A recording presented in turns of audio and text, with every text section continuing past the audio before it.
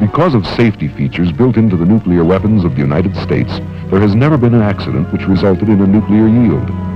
Further, no nuclear weapon accident has resulted in the spread of radioactive contamination since an incident in Tule, Greenland in 1968. DNA, the United States Navy, the Department of Energy, or DOE, the Federal Emergency Management Agency, that is FEMA, and the Commonwealth of Virginia planned New Acts 83 as a follow-on to the previous exercises. The objectives were to build upon previous experience and provide for continued upgrading of national response capabilities. Planning included increased participation by federal, state, and local organizations. Further, the U.S. Navy was the primary military response organization, following the Air Force in 1979's exercise and the Army in 1981. A naval ordnance facility and a nearby civilian community were staged at the DOE's Nevada test site for the exercise. The exercise staff created the town of Port Gaston and Jefferson County, with simulated facilities which would be affected by the simulated accident. The Catfish Cabin Cafe and Fish Market, Captain Nemo Memorial Park, a radio station and newspaper, a trailer park, the Jefferson County Building, hospital, industrial park, RV park, and a reservoir. Helicopter wreckage and training weapons were brought in and placed in realistic accident configurations. Navy and Virginia response forces were brought into place. Others were pre-positioned at nearby Nellis Air Force Base to provide reasonable response times. Shortly before D-Day, real contaminants were spread in a pattern which would realistically simulate explosive dispersal. The contaminants, radium-223 and palladium-103, cause monitoring equipment to react as it would to plutonium. The radioactivity of these isotopes will decay to background levels in a matter of months. The scenario called for 2 Navy CH-46 Sea Knight helicopters, one a Marine escort and the other a transport carrying 3 nuclear weapons from the ordnance facility to another nearby naval station. A mechanical problem forced the escort to land. The transport attempted to turn around and return to the facility. Suddenly, a rotor broke off, slicing into the aircraft. As the helicopter broke apart, 2 of the weapons fell and hit the ground. One exploded and scattered radioactive debris. The front portion of the helicopter fell inside the base. The rear section fell into the park. The helicopter's crew members died, as did a fence maintenance man and a couple in the trailer park. Some civilians were injured, along with sailors and the Marine guards at the entrance to the base. The people of Port Gaston ran toward the wreckage, anxious about families and friends. Firefighters and rescue personnel responded from Jefferson County and from the base. Inadvertently, the citizens and rescuers contaminated themselves and spread the radioactive contamination from the accident site. Local, state, and Navy medical personnel attended to the injured people. Care of casualties in the exercise medical facilities was very good. In the case of the Navy, exceptional. But there were some delays in getting people to medical facilities, resulting in one of the lessons learned in this no-fault exercise, that all medical response forces need to coordinate with each other and use a systematic method of searching for, receiving, verifying, and recording casualties in the field. Marines quickly moved into position to guard the weapons and classified components. Immediately, local news people tried to interview Marines. State police, firemen, anyone who might have information. Anxious citizens confronted military and civilian law enforcement personnel, trying to find friends and trying to re-enter their businesses. The Service Response Force Commander, Navy Rear Admiral Joseph F. Frick, sent explosive ordnance disposal teams to the accident site. These EOD teams, as they're known, first confirmed radioactive contamination. A contamination control station, or hotline, was set up to monitor military personnel and residents who were being evacuated, and to decontaminate them if necessary. It is important to note that everyone involved in the exercise, players, official visitors, and members of the exercise staff, were informed of the hazards present, monitored for contamination, and decontaminated if necessary. Permanent records of each individual's exposure history reside at the DNA Field Command. The main radioactive hazard was alpha particles in the air, which could be taken into the body through the respiratory and digestive systems or through a wound. Response forces set up air samplers to monitor for airborne contamination, providing another lesson learned, that response forces need more detailed and standardized guidance than is now available on the use of air samplers. Another observation was that although the Navy and the Commonwealth of Virginia both had contamination control stations, an actual evacuation of residents and monitoring and decontaminating them would take a great deal of time and personnel. Improved procedures are required to handle evacuation of large numbers of people. Problems include decontamination of people and equipment, providing receipts for contaminated articles, and furnishing uncontaminated clothing when necessary. Meanwhile, notification of the accident reached the National Military Command Center in the Pentagon. Service command centers, DOE, and FEMA notified their response organizations. The national-level Navy crisis team, composed of experts in radiological health, explosive ordnance disposal, security, and legal and public affairs personnel, was extremely effective in using and distributing information from the scene. An impressive array of accident response specialists was deployed for Admiral Frick to call upon as he needed them. An exchange of liaison officers helped information flow between the various agencies and should be encouraged. The Department of Energy's Accident Response Group, including members from the national laboratories which designed the weapons involved in the crash, arrived early in the exercise. After checking in with Admiral Frick and the EOD team chiefs, they prepared a plan to help assess the damage to the weapons and to assist in their recovery. Other Department of Energy assets were put to use. The ARAC, a computer program, generated a plot of the predicted area of contamination, using information on bomb design, wind conditions, and topographical features. The initial plot was sent to Admiral Frick via telefax in the first hour. Refined plots were provided as better data became available. Over the next 2 days, teams used the aerial measuring system data as a guideline to define the area and level of contamination around the perimeter and along the roads going through it. State police blocked roads leading into the contaminated areas. Several lessons were noted in the complex area of contamination plotting. The revised ARAC, recommended by the previous NUACs, was extremely useful to response forces. Other organizations contributed radiological expertise. Virginia sent its hazardous materials team. Jefferson County provided civil defense personnel. The Army deployed its radiation control team, and the Air Force sent its radiological assessment team.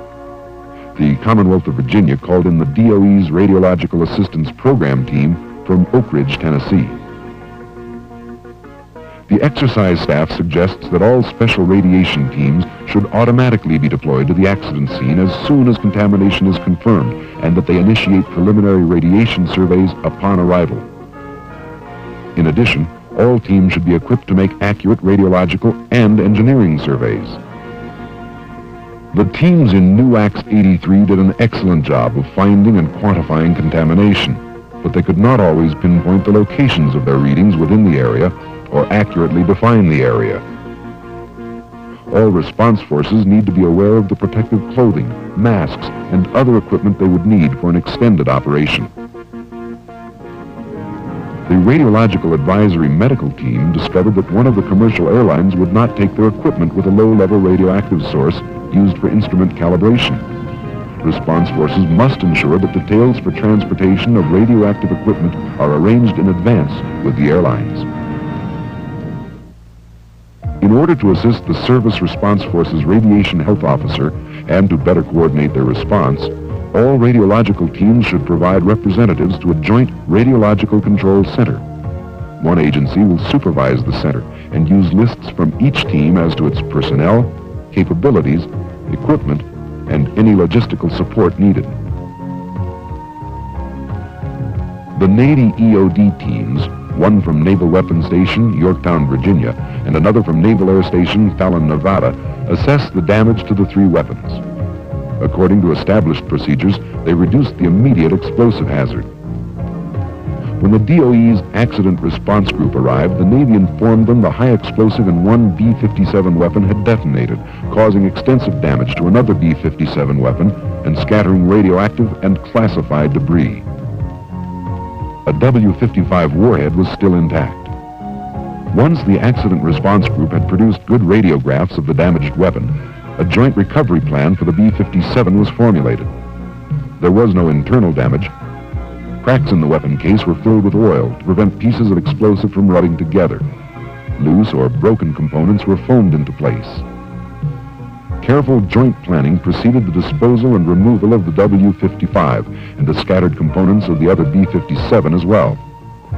The weapons and hazardous weapon parts were packaged so they could be shipped to a facility equipped for final disassembly and disposal.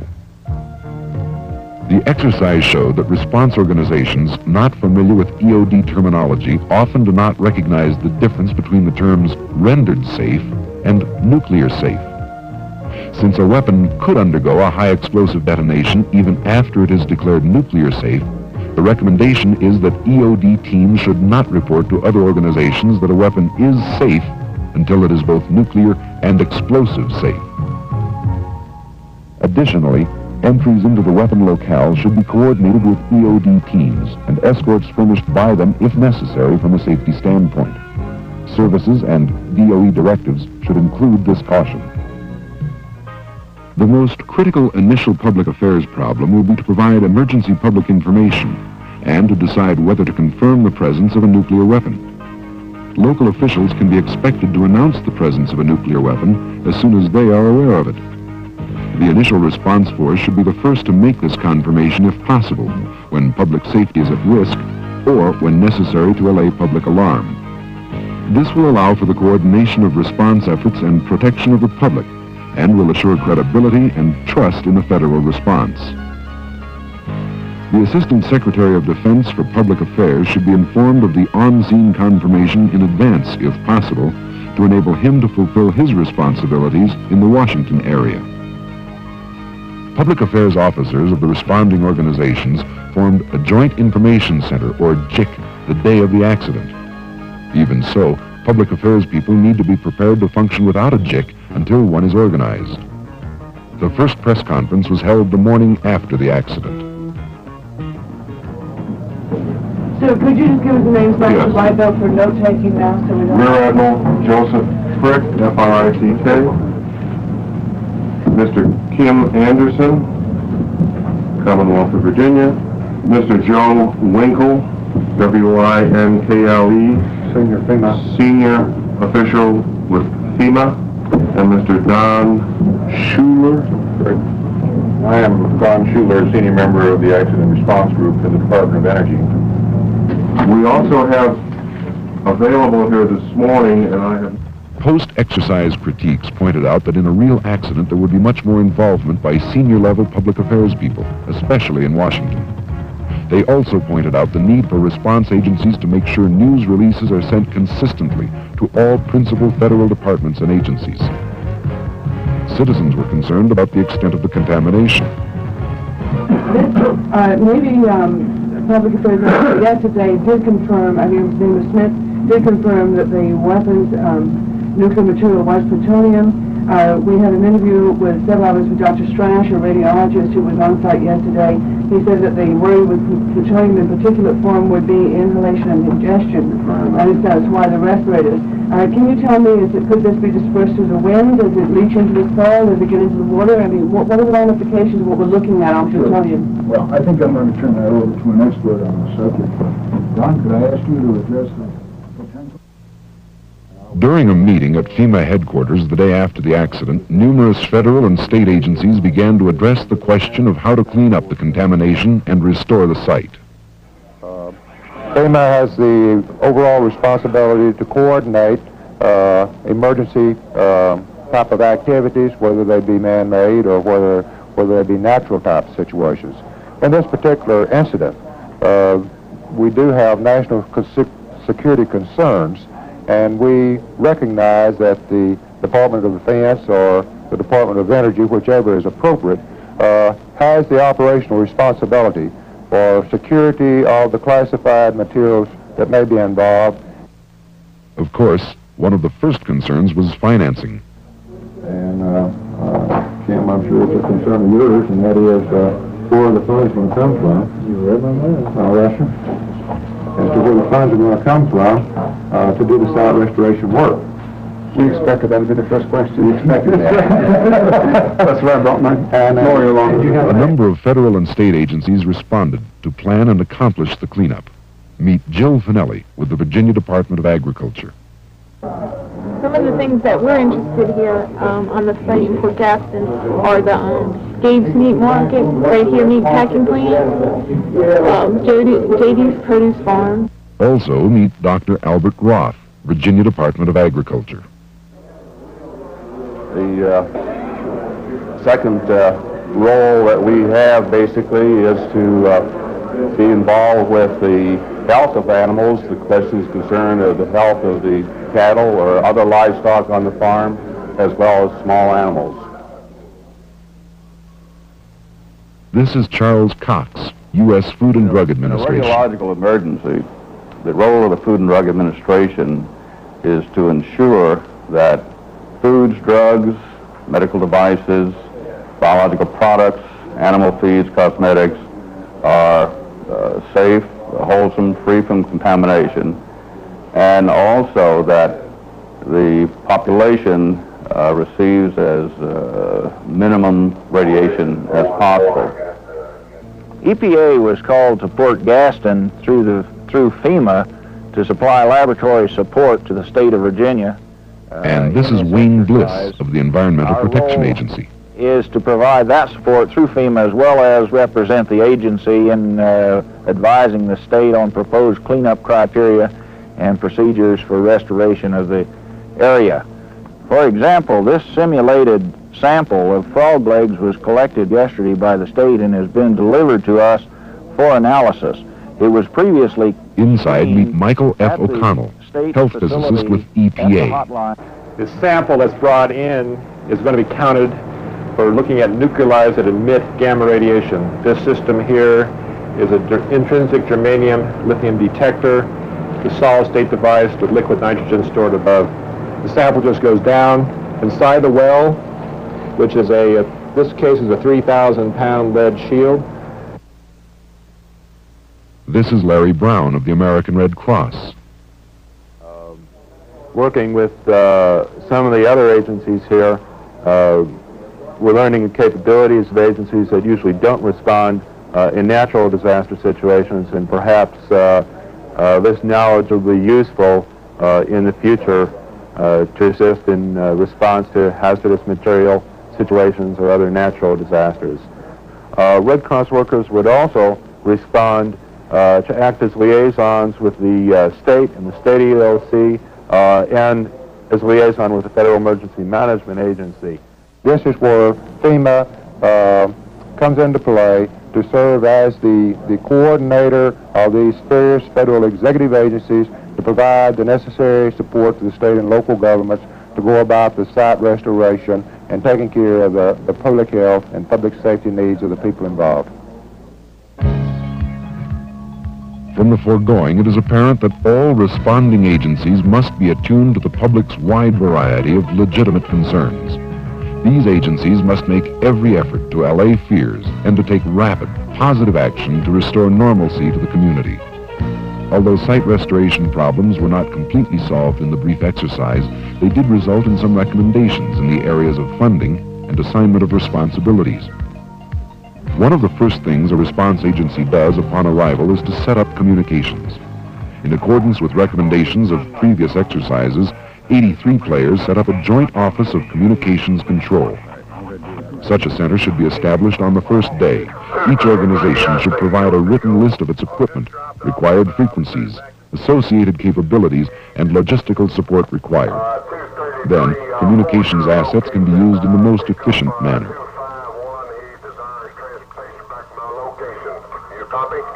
Well, unit so that This is Bill Peebles with the National Communications System. Utilize one another's resources as necessary. I can make an assessment of what our requirements are and then pull together anything that I need to satisfy that requirement. Now, I've gone around and coordinated with each one of the unit supervisors, and I've got telephone numbers that will allow me to contact them to pull in their radio net or their secure voice or their crypto or whatever we've got to have for our use down here.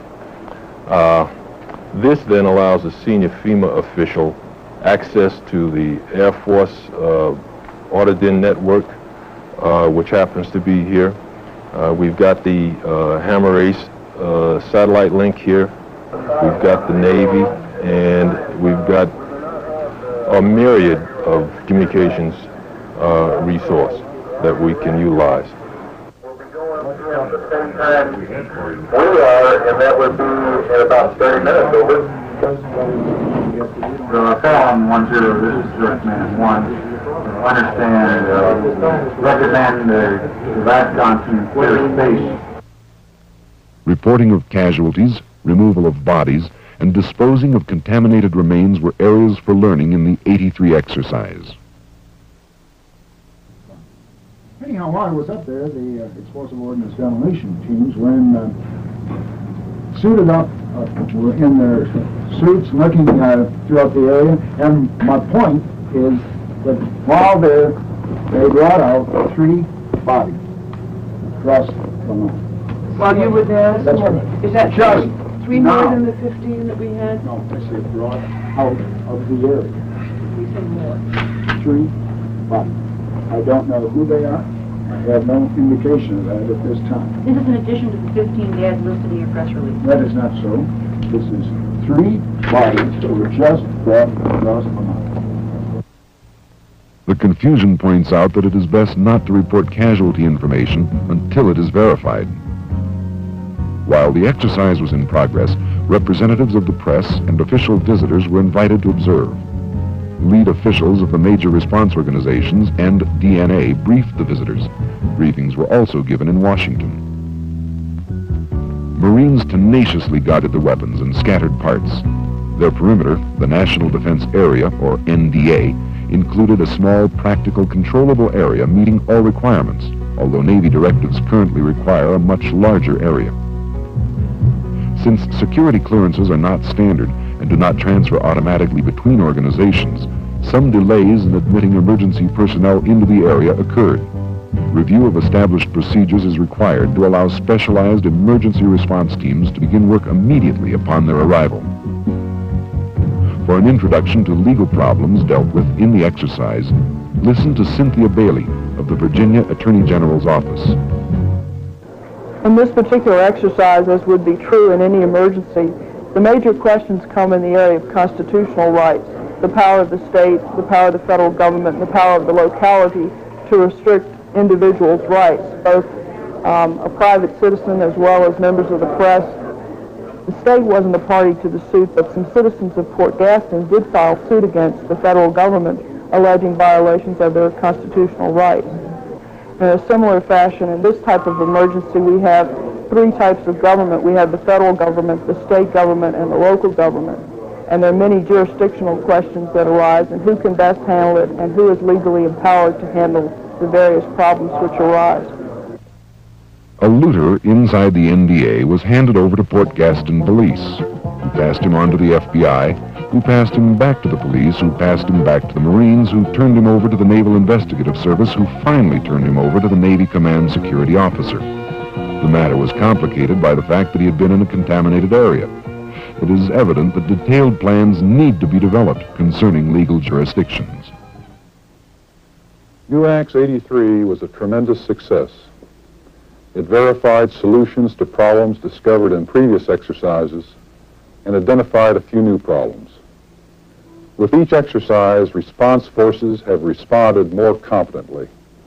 Improvement comes with greater comprehension of the problems which will be faced in an accident with a nuclear weapon, and an appreciation of the difficulty of allaying very real public concerns. The new Act series has demonstrated the capabilities of response elements throughout the federal, state, and local communities and the challenge of coordinating their activities. It is clear that additional exercises will further improve the nation's response capabilities. The Defense Nuclear Agency is proud to be a part of this effort.